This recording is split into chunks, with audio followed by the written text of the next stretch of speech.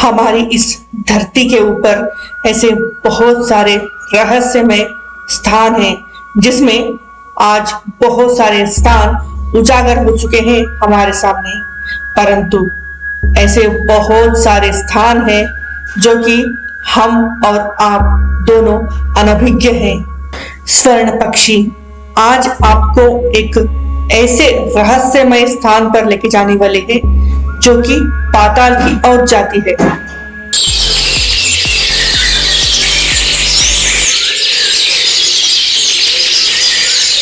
नमस्कार मित्रों, स्वर्ण पक्षी आपका स्वागत करती है। स्वर्ण पक्षी पर पहली बार आए हैं तो सब्सक्राइब अवश्य कर लीजिएगा।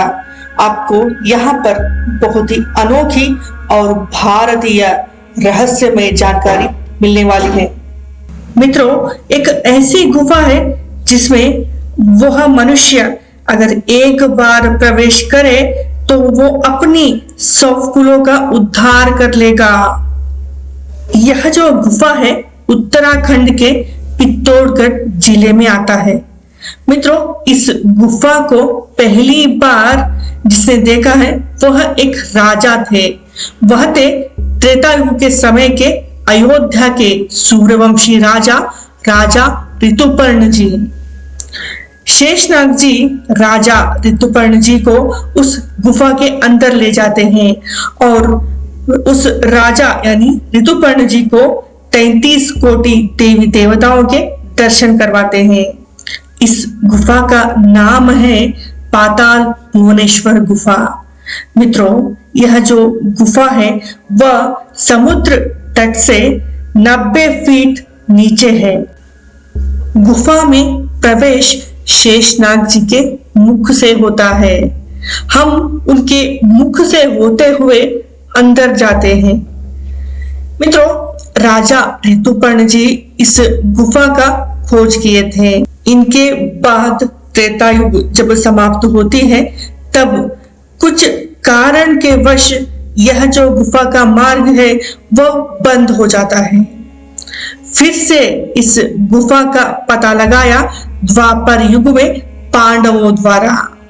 जब पांडव वनवास और अज्ञातवास के बीच का समय था, उस समय इस गुफा में आकर कुछ दिन यहाँ पर रहे थे, विश्राम करे थे।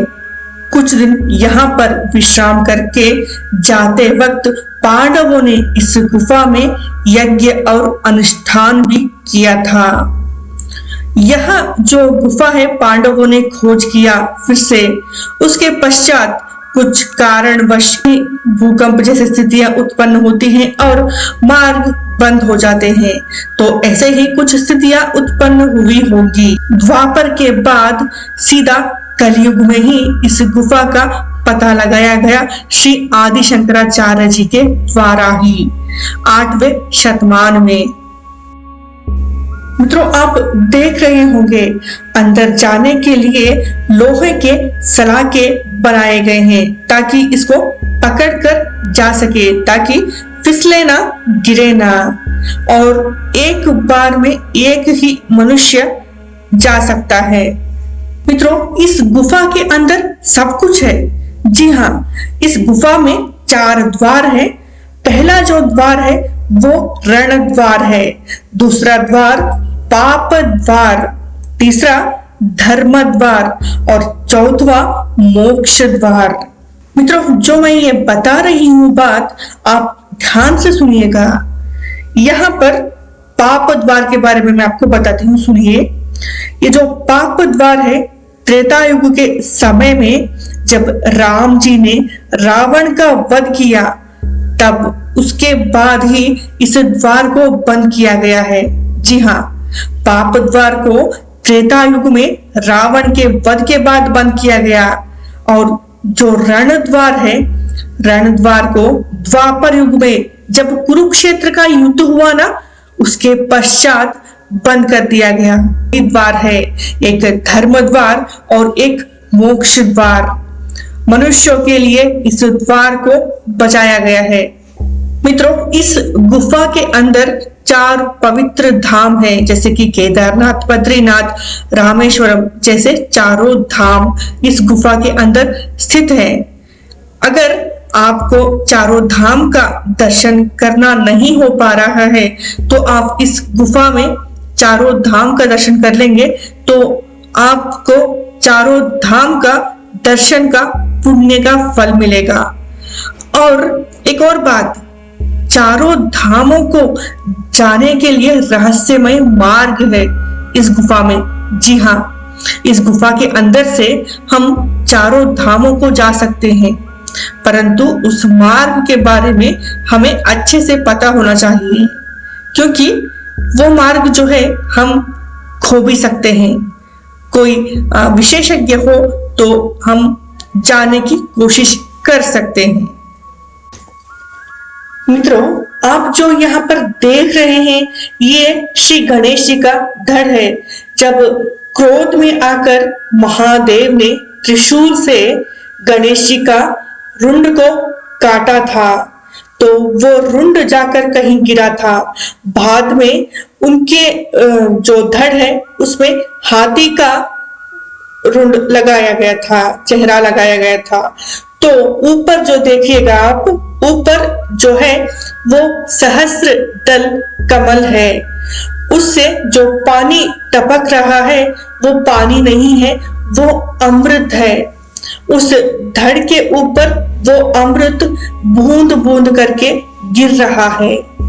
जब तक हाथी का सिर नहीं लाया गया, इसी तरह से श्री गणेश जी के धड़ पर सहस्त्र दल कमल से अमृत को छिड़का गया था। तो कहते हैं यह जो है वो वही धड़ है श्री गणेश जी का। मित्रों, यहाँ पर पान के पत्ते के आकार का एक यज्ञ कुंड है। कहते हैं ये वास्तु के प्रकार बनवाया गया था इस यज्ञ कुंड को। राजा जन्मेजय ने इस यज्ञ कुंड को बनवाया था। अगर आपको पता है तो मैं आपको बता दूं, जब राजा जन्मेजय ने सर्प के नाश के लिए, जी हाँ, पूरे सर्पों की जाति के विनाश के लिए ही यह यज्ञ करवाया था, तो पूरे सर्प जाति को भी वो नष्ट करना चाहते थे। आपको कारण पता है? पता है तो अवश्य कमेंट कीजिएगा। अगर नहीं पता है तो अगले या फिर किसी और वीडियो में जन्मेजय राजा के बारे में संक्षिप्त के साथ बताऊंगी, परंतु अभी छोटी सी जानकारी देती हूँ, सुनिएगा। जब अभिमन्यु के पुत्र परीक्षित, अर्जुन के पौत्र थे परीक्षित, जी हाँ, अभिमन्यु के पुत्र, आपको पता होगा ना, उत्तरा के गर्भ से उनका जन्म हुआ था परीक्षित राजा का। परीक्षित राजा को तक्षक नाग ने काटा था, तो तक्षक नाग के काटने की वजह से ही उनकी मृत्यु हो जाती है राजा परीक्षित की। परीक्षित राजा एक ऐसे धर्मात्मा राजा थे, अगर वह जीवित होते तो कलयुग इतना नहीं बढ़ता, ऐसे कहते हैं। परीक्षित जी की मृत्यु हो जाती है सर्प के काटने की वजह से, तो इसी कारण पूरी सर्प जाति का विनाश करना चाहते थे राजा जन्मेजय जी। क्या आपको पता है राजा जन्मेजय परीक्षित के कौन थे? अगर आपको पता है तो अवश्य कमेंट कीजिएगा, नहीं पता है तो मैं आपको अवश्य बताऊंगी। मित्रों, यह भी कहा जाता है कि इस गुफा में इच्छाधारी नाग और नागिन रहते हैं। वह एक विशेष समय हो या फिर विशेष पर्व में या फिर पूर्णिमा और अमावस्या के समय में ही बाहर आते हैं। पूर्व पुरातन समय में शिव जी अपने परिवार के साथ यहाँ पर कुछ दिन रुके थे, ऐसा भी कहा जाता है। जो जटाएं आपको दिख रही हैं, ये शिव जी की जटाएं हैं। मित्रों, यह वीडियो कैसा लगा अवश्य बताइएगा, और हमारी वीडियो आपको कैसी लगती है यह भी बताइएगा। पसंद आती है तो शेयर, साथ में सब्सक्राइब भी अवश्य कर लीजिएगा। आशा करती हूँ आपको ये जानकारी पसंद आई होगी। इस गुफा के बारे में और भी बहुत सारी जानकारी देना बाकी है। किसी और वीडियो में इस गुफा के बारे में अवश्य चर्चा करेंगे। अगर आप इस गुफा में गए हैं तो मुझे कमेंट कर अवश्य बताइएगा। धन्यवाद मित्रों, नमस्कार।